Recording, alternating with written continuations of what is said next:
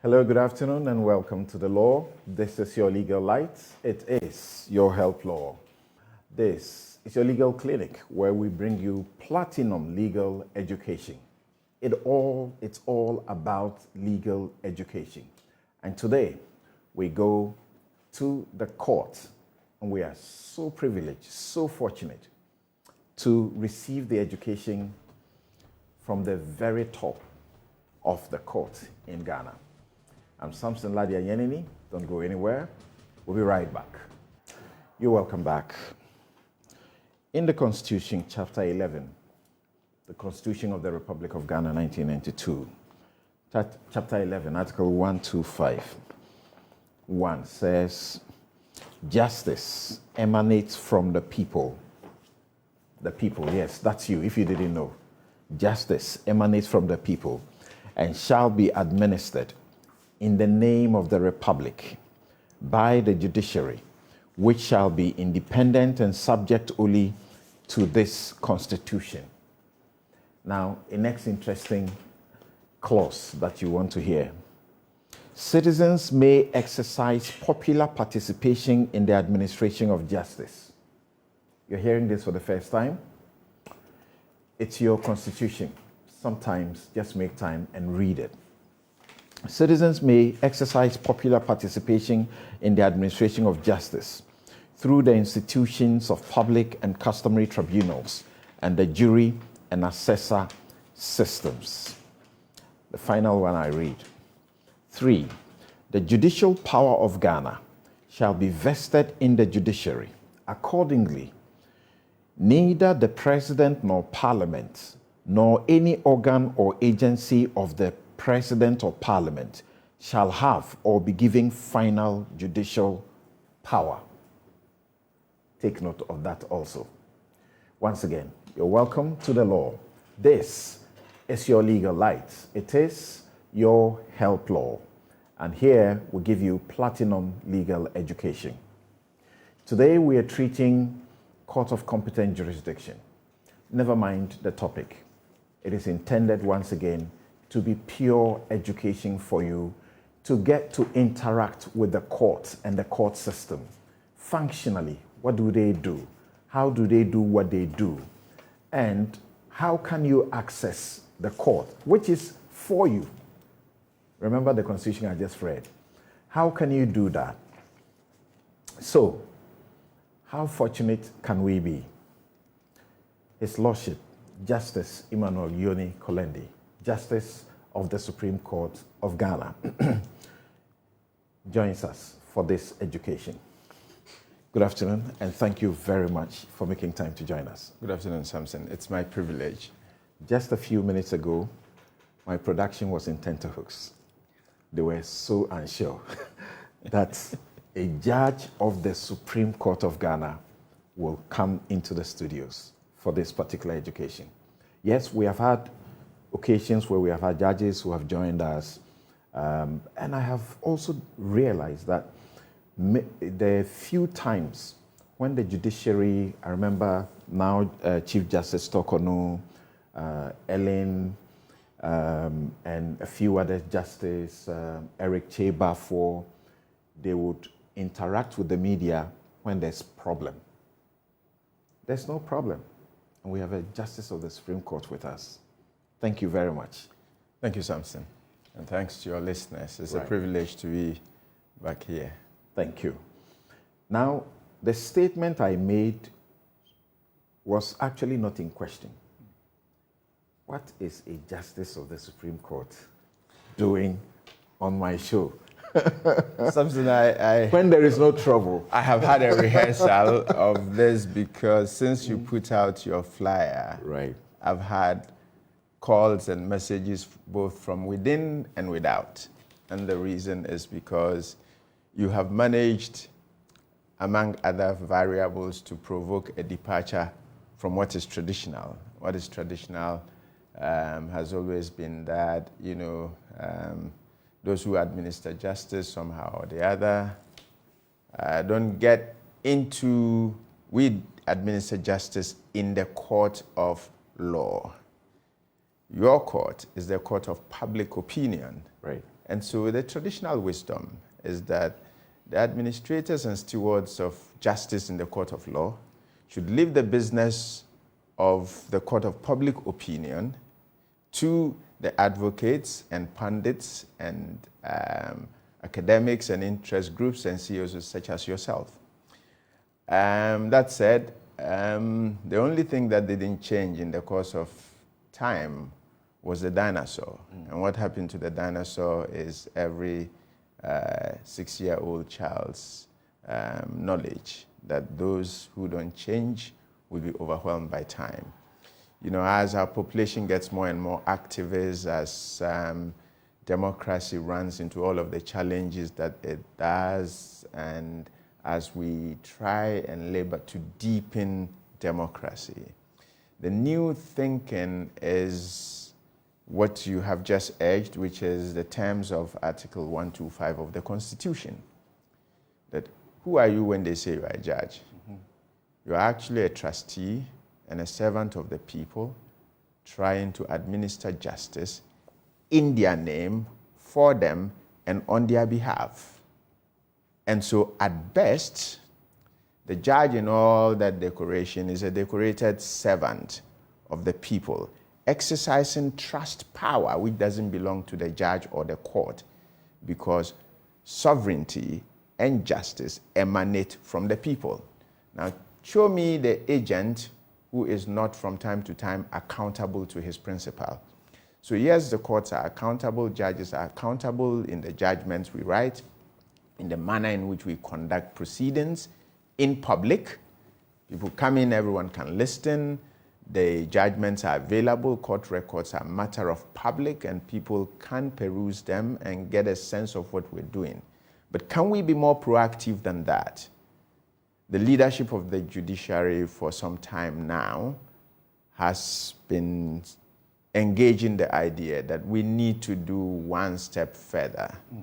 At least, we'll not make everyone a lawyer, but if everyone understands what we do, how we do it, why we do it the way we do it, then we'll be better stewards of the people on whose behalf we exercise justice or administer justice.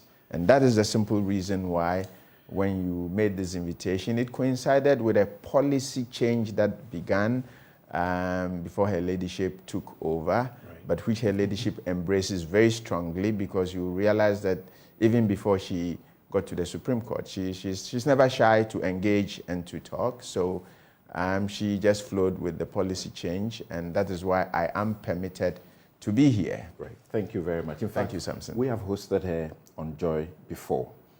And I also recall, as I began to introduce what I felt was such an elevation of what the judiciary wanted to make of what we do here. There was a time when, but there would be some issue, and then the judiciary needed to engage with the public. And then maybe Justice Eric Chebafo and some others, and I was always on call.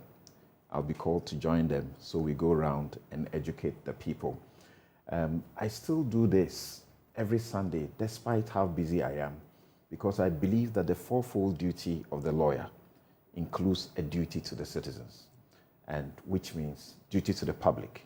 We must try and educate. So we are very, very thankful that you made time to join us this afternoon. No, Samson, we are grateful indeed, Right. on behalf of Her Ladyship, the Chief Justice, and the entire judiciary and judicial service. I must register our profound gratitude to you, to the multimedia group, and to Joy FM in particular, for availing us this opportunity, because it gives us yet another far-reaching platform to be accountable to the people who we are oath-bound to serve. And you would recall that, you know, it's as a result of this refreshing wind of change and open door and transparency that I came to this studio just before the election petition, when we had completed the election manual. That's right. In order to try to put into the public domain that we have been at pains to compile all of the records, relevant laws, relevant rules of procedure, even precedents, case. We've converged all of them in one document, made it available to the political actors, the parties, the activists, judges, election monitors, etc., so that when the rules of football are public and everyone knows when a foul is committed, nobody blames the referee, and the referee doesn't get mobbed. Exactly. More so, Samson, because you will see, either for reasons that we all understand, there's been a rather unfortunate castigation, judgment, indictment of judges in the judiciary. I didn't realize how the extent to which judges are bastardized and spoken about in lowly terms and with suspicion until I became one. Okay. And then I was like, oh, is this what I really bargained for? And sometimes, more often than not, is all inflamed by misunderstanding, lack of information, lack of the education on what we do, how we do it, what the rules that the people have provided for us allow us to do, etc., and where there is, for want of a better word, ignorance, then there's a huge potential for those who are up to mischief to manipulate the system, to incite the people, and position people to have an anti-court, anti-due process, anti-judiciary posture. But we all just took an oath to do what you just said. Before we proceed further, there's something I admit about our court that I'm aware of. That the Ghanaian court is the envy of our peers, as in African countries around. Yet, at home, things happen that get people to bash the judiciary. What do you, in your estimation, is the cause of that? So largely due to the lack of information, the lack of education. People don't appreciate what we do, how we do it, why we do it, what are the rules of engagement. That even judges themselves have constraints. And Samson, you know that in the system of justice that we have adopted, that the people of Ghana have adopted for themselves, which is adversarial in nature, the judge is essentially a referee. However close the referee is to the ball and the ball is to the goalpost, the referee cannot kick the ball. So the judge sits in the middle, must listen to parties, and so a party must come to court, prepare, as you do, lay down their case in record by way of pleadings, present their witness statements, put together prospective evidence, documentary material in whatever form, present it to the court, urge the court on the facts, the law, the evidence, and make submissions, persuading the judge to reach one conclusion or the other. Right. Now, where the protagonists don't do their work well, what does a judge do? The judge cannot descend into the arena of the conflict. People don't appreciate this, but we owe it to them. And that's why we can't be grateful to folks like you and to this multimedia and other media houses enough who are availing us the opportunity to tell our own story. Because you see, there was a time when one of our most venerable Chief Justices said, in relation to these reactions, that don't mind them, we will silence them with our silence. Now we realize that silence doesn't silence anyone. Silence just allows propaganda, mischief, misinformation, misrepresentation to thrive. Right. Okay, and there was another occasion, another Chief Justice, and all of these are enlightened guests that said, listen, these are ignoramuses. Of course, that may be right, but if people don't understand, we owe a responsibility to our principals, the good people of Ghana, to, beyond our judgments, how many people go and read the judgments, to engage and to try to explain what we do.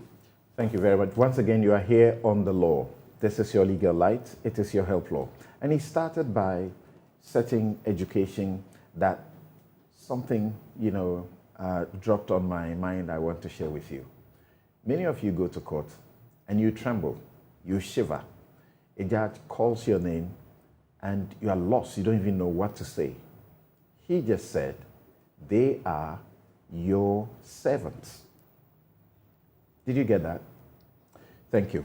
Now, so we normally begin the law by what we call the Law 101, so that by the time we're done, if our audiences didn't take and imbibe anything at all, is the one thing they will never forget.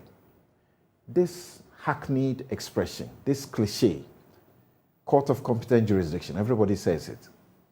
What is it? What does it mean? Of course, as we have just alluded to, judges exercise judicial power for and on behalf of the people. The people in the ground rules they have laid for the courts have structured courts in, first of all, a hierarchy. Given the multitude of human activity and engagement and the potential areas of disagreement, misalignment, conflict, confusion, breaches, etc., etc., the law, in the wisdom of humans, have decided that a court is not a jack of all trades.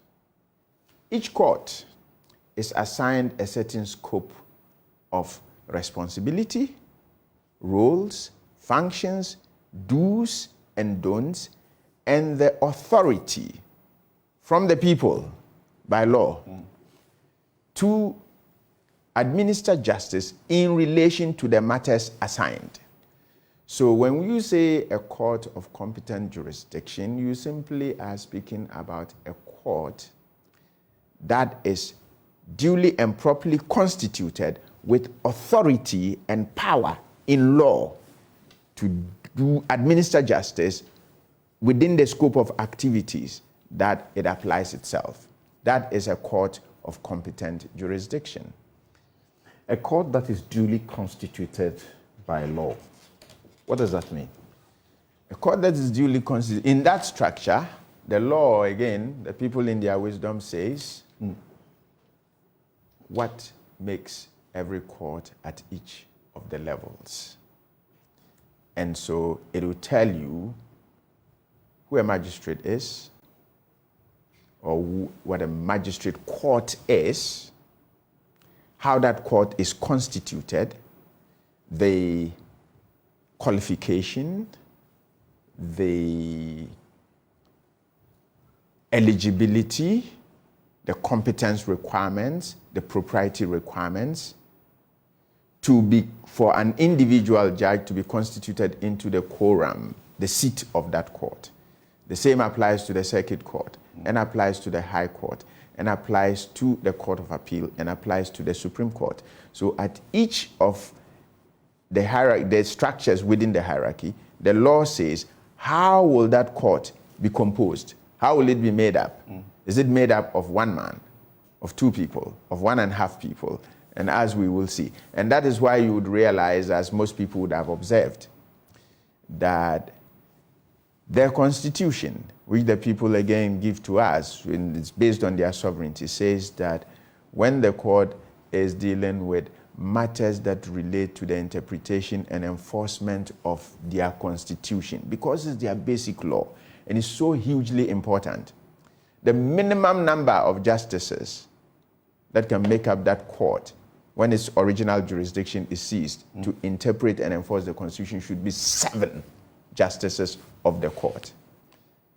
Therefore, the 5 justices that we normally set to deal with matters every day, or even 3 justices when we are dealing with protests from a single judge, will not be a court of competent jurisdiction if our original jurisdiction is seized. So the law provides what will be that makeup in terms of numbers, in terms of the qualifications, eligibilities, and competences of the individuals who then make up their court.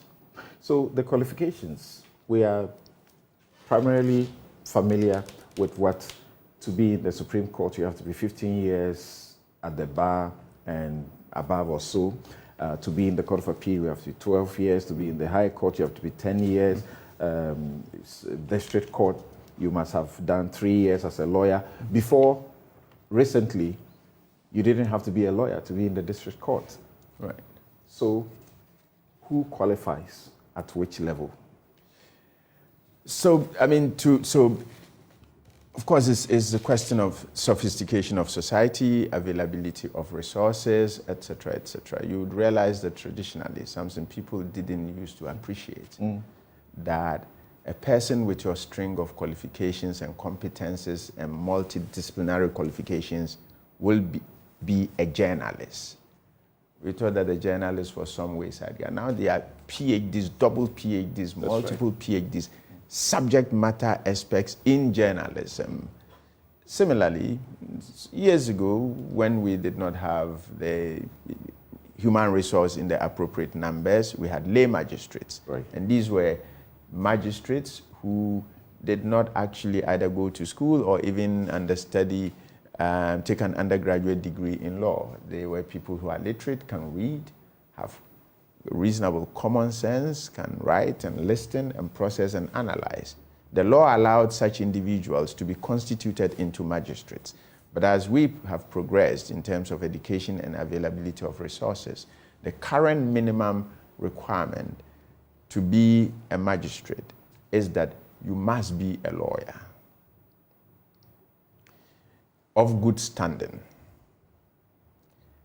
So that is, if you want, the technical qualification. That's right. But in addition to that, your eligibility then requires that you have to be a person of high moral standing and proven integrity. High moral character and proven integrity. And that cuts across. That from magistrate to the very top. To the very top, because a judge is a judge is a judge. So in terms of the software that you need, the ethical base, the core values, which being a person of high moral standing and proving character speak to, that software, whether you are sitting in the lowest court or in the highest court, is the same denominator, because a dishonest man should not come anywhere near the sanctuary of justice, even at the most basic level. A person of depraved morality who is known among his peers to be of no good report cannot purport or pretend to administer justice because of the element of impartiality and the need to engender the confidence of the people who receive your verdict. Therefore, that thread runs through. But as you then go up the ladder, the technical qualifications, so I call them the technical skills, and they are the soft skills. The soft skills remain a constant in the equation of qualification and eligibility, but the technical ones then change. So by the time you get to the circuit court, the requirement then is that, you must be a lawyer of good standing, you must have been practicing law for a minimum of 5 years, and then the software comes in. Right. You have to meet the software standard, character, moral standing, proven integrity, etc., etc. And then, in addition to that, there are administrative processes that you need to walk in order to get into that judgeship. Right. And then by the time you get to the high court, the scale is upped. You then will have to have done a minimum, be a lawyer in good standing. You must have done a minimum of 10 years at the bar, and you come along with that software asset, character, high moral character, and proving integrity. And these are concepts and notions and words that the framers of our Constitution chose very carefully and very intentionally. And it is for the reasons that I have just given. And then when you move from the High Court? And then from the High Court to the Court of Appeal, the scale goes up to 15 yeyears. And the Supreme Court is 15 years. 12 years. 12 years in the Court of Appeal and 15 years in the Supreme Court. That underscores an appreciation that a certain experience is required. Definitely. It's something for you to graduate to become editor-in-chief, news editor. That's right. It requires, you must have done the ropes. You must have proven competence, tested, experience, the nuances. So when they call you into the newsroom, you can resolve the matter. When somebody presents a story, you know what will hang your media house and what will not. So similarly, as you go up, because the areas of activity and engagement and law assigned to each court of competent jurisdiction becomes more complex, more nuanced as you go up the structure, you require more sophistication, more experience, more technical competence in order to fit, to have the technical skill sets to discharge their obligations. Our people lived their lives before the colonial master came in. What's the purpose of the courts? We lived without them. We have always had a notion of courts. I mean, courts are extremely important. There's always been a notion of courts. In Bongo and in Issa, we have a judicial system, even within the family, within the clan. Humans, wherever we have found ourselves, have developed the sophistication to understand that out of this multiplicity of human interactions and activities, there'll be disagreements, there'll be misunderstandings, there will be conflicts.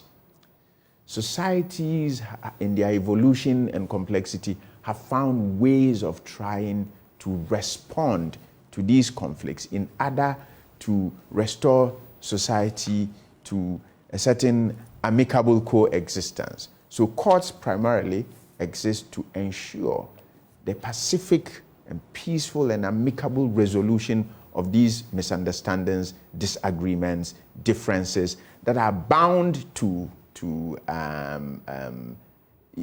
come up in human interactions, and not allow them to develop into acrimony and violence and where then the law of the jungle, where the survival of the fittest. The survival is of the fittest. The courts ensure to protect the weakest and protect the strongest in the context of a fair and peaceful adjudication of any differences that emerge in their interactions. Number two, Samson, society again in wisdom and sophistication settles rules that provides for the do's and don'ts, the hows, and there's a why behind it. How you make a particular type of agreement, how you make a particular custom, how you marry, even in custom, how you acquire a car, how you get into somebody's premises, etc., etc. Now, because it is rules that we have legislated, and in a modern democracy, that Parliament passes laws that then regulate how we all live together amicably and make progress together and not live under the survival of the fittest. These rules have to be interpreted. So courts must exist to provide an impartial forum where, when there are disagreements about these rules, you go there, So courts actually provide a glue to a stable society. And we have seen it. And that is why public confidence in the courts, in the administration of justice, both institutionally and even at the level of the individuals who are the stewards, who administer justice, the confidence of the public and the people in their impartiality, in their skill and competence to fairly and reasonably resolve the issues is indispensable to the court.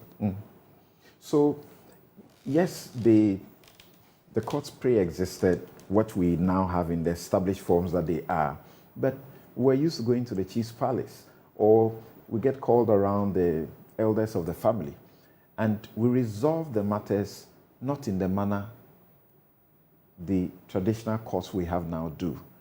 That is adversarial. Samson, I will say yes and no. Even in the traditional courts, there's always been the notion that you hear both sides. That's right. And that is what has evolved in the legal system we have adopted to the principle of natural justice. And there's always been respect, in fact, reverence, for the principle that you don't punish a person or condemn them until you have heard them. This is as much a Frafra, Akan, Dagati customary law principle as it is an English common law principle and a principle in the Constitution. Right. The more interesting part of it, Samson, is that if you look at the structure of our courts, actually, you will realize that in society's own evolution and as society gets more and more modernized and sophisticated, our traditional customary systems of dispute resolutions have evolved and matured in practically every society and customary system, where if you go to the chief's palace, the chief has a judicial committee. He may not so brand it and name it that way, but there are elders from each family, clan, sub-chiefs who come together, and the paramount or the superior chief will choose them very carefully. There are people who are respected, who are trusted, who are honest, who have proven high moral standing and proven integrity in the community. It is such individuals and elements, and the chief will do it across the board in order to neutralize prejudice, biases, and suspicion. Now, these judicial committees, which exist in each of our houses of chiefs and our traditional councils, Samson, are actually part of the court system in Ghana. So when we... What exists within the traditional arrangements exactly are known to be part of the court arrangements in Ghana. They are recognized under the Courts Act. So when we talk about our... So in the structure, as you know, we in that hierarchy, we have the Supreme Court, which is, if you want, the apex court. Underneath the Supreme Court, you have the Court of Appeal. Then you have the High Court. And you have the Circuit Court. Then you have the Magistrate Court. Now, in the category of the Magistrate Courts are the judicial councils and committees of our regional, in fact, the National House of Chiefs, the Regional House of Chiefs, and the traditional councils in our little paramountcies and small chiefdoms. Okay. They are recognized under the Courts Act as part of our court structure and dispute resolution mechanisms. And they are set out and recognized as such.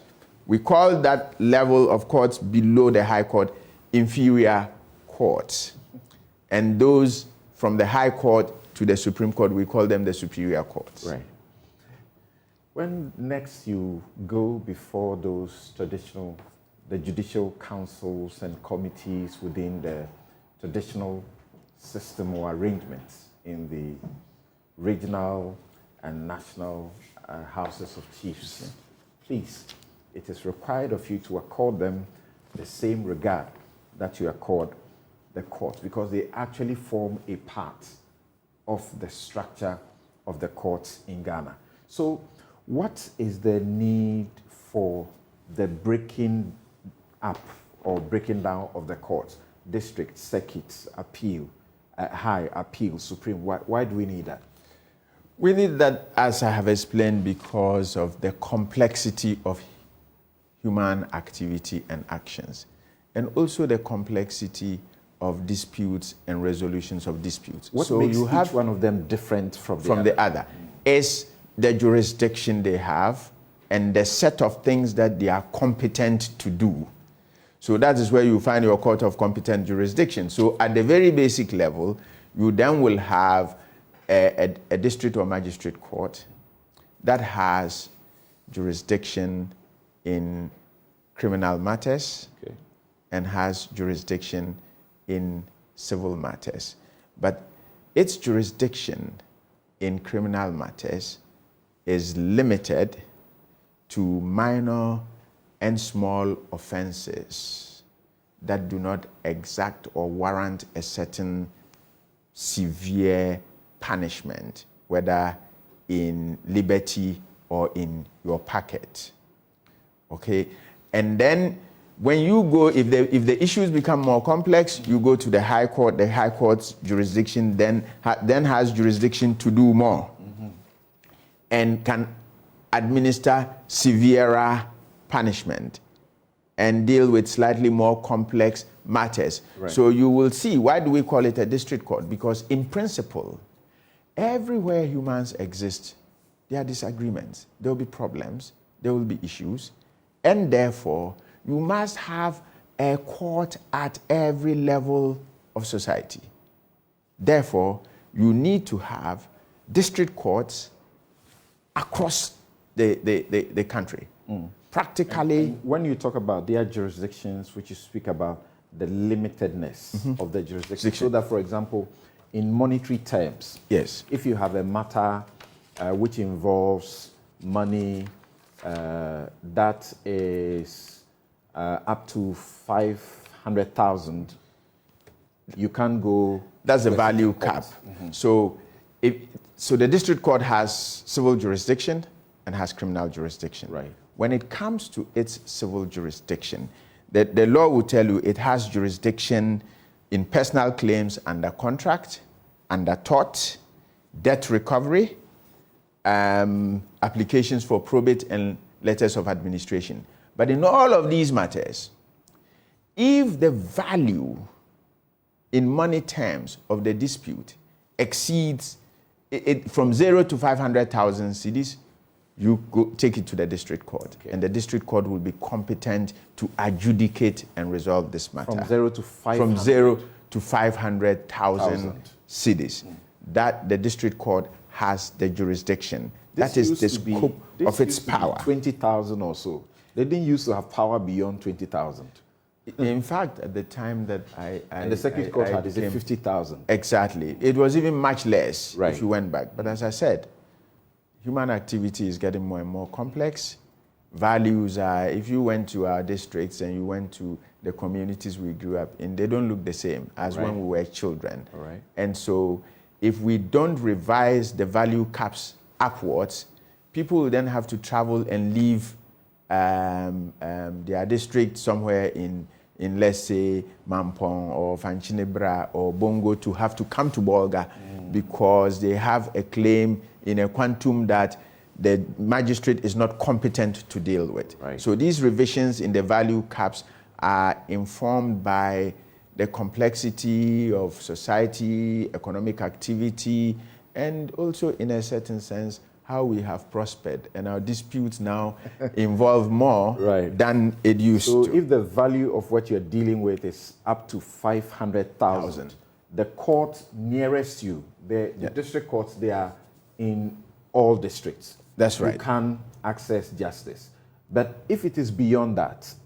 If it is beyond that, then you go to the next court, which is the circuit court. But before we go to the circuit court, and that's to do with its civil jurisdiction. But it also then has criminal jurisdiction.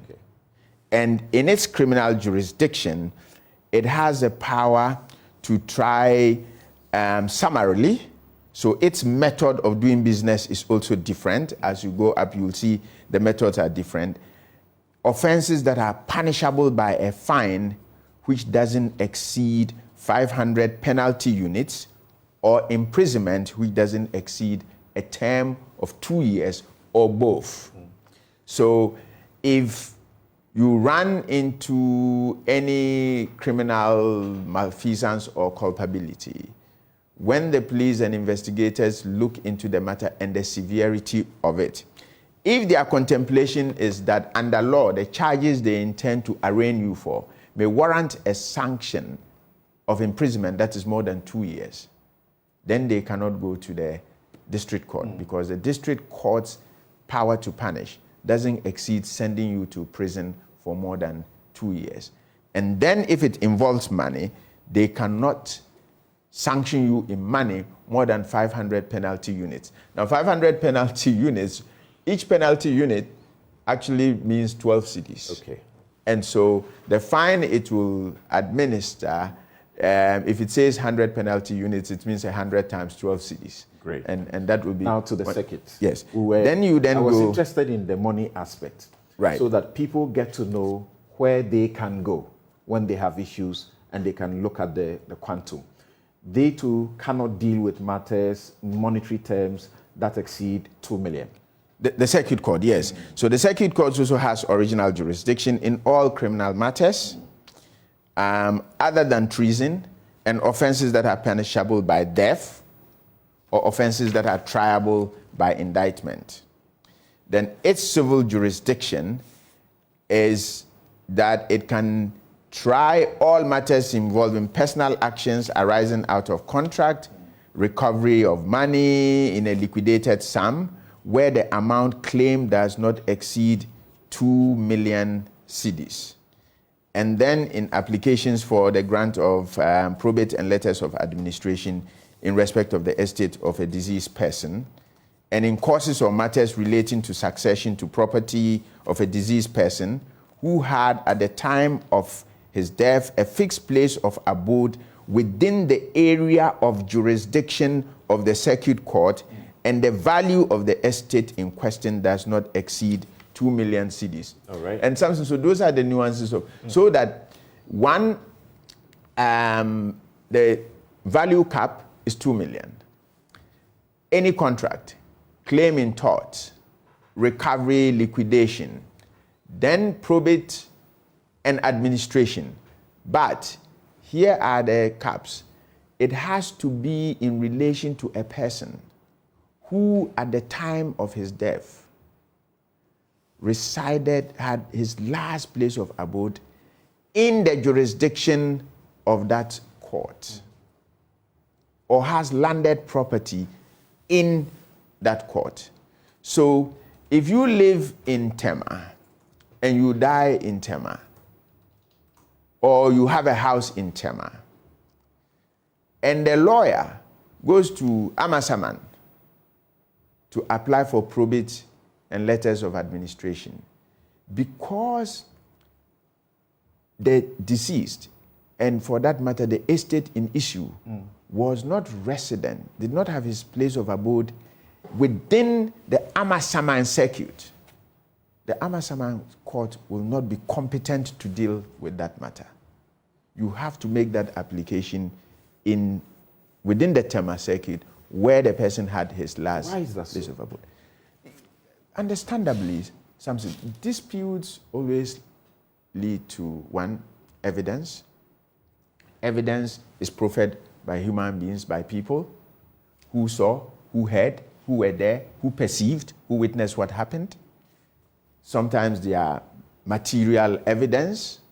You may need to point to a tree to show a demarcation line, etc., etc. Now, if you go from Tema, a matter that occurs within Tema circuit, in relation to an estate in Tema, where the man lived, where the people who know him live, where everything is, you go and sue in Amasaman. How do you mobilize to prosecute your application in Amasaman? So the conveniences, the law takes into account a convenient forum. What you speak about includes the notice that normally will be taken to the residence of the person. And so posted. If anybody has an objection, they could come and raise it. No, and yes, and then apart from posting it on the building, you'd realize that notices of court proceedings are posted in court at a notice board in every court. And that posting on the notice board of the court is deemed technically to be notice to the whole world. So people are living in Tema or living in,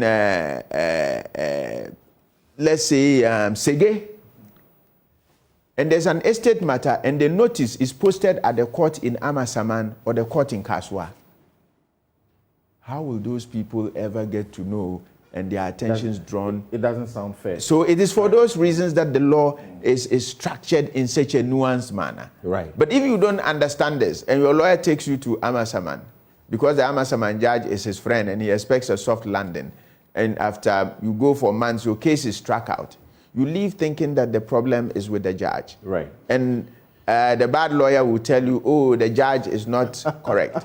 But he didn't play by the rules that are settled for the game. You're still here on the law. This is your legal light. It is your health law. And we're talking court of competent jurisdiction, giving you very basic education with platinum education on the court, how it is structured. There's the other aspect that we will go into, but obviously not today. And now, we have not exhausted the jurisdiction of the circuit court. Exactly. And if you have time, I'm concerned to do that because that is where most people will go. Right. Okay. So they also have jurisdiction in actions between landlord and tenant for the possession of land claimed under a lease and refused to be delivered up. They have jurisdiction in causes and matters involving the ownership, possession, occupation of and title to land. They have jurisdiction to appoint guardians of infants and make orders for the custody of infants. The circuit court has jurisdiction to grant in any action instituted in the court injunctions or orders of stay of waste or alienation or for the detention or preservation of any property, the subject matter of that action, to restrain breaches of contract or the commission of any tort. Right. They also have jurisdiction in claims for relief by way of interpleader in respect of land or other properties attached in the execution of an order made by the circuit court, and on and on and on. But all of such, a lot of the normal incidents of life. I'm back to the money issues. Yes. And they can deal and 2 in million civil matters up to 2 million of the value is of the what cap. you're talking about. But the High Court, what is its value? So the High What Court is its value there? has original jurisdiction in all civil and criminal matters. By the time, and I did say in passing very quickly, that all of the courts that I have just described, we call them inferior or lower courts.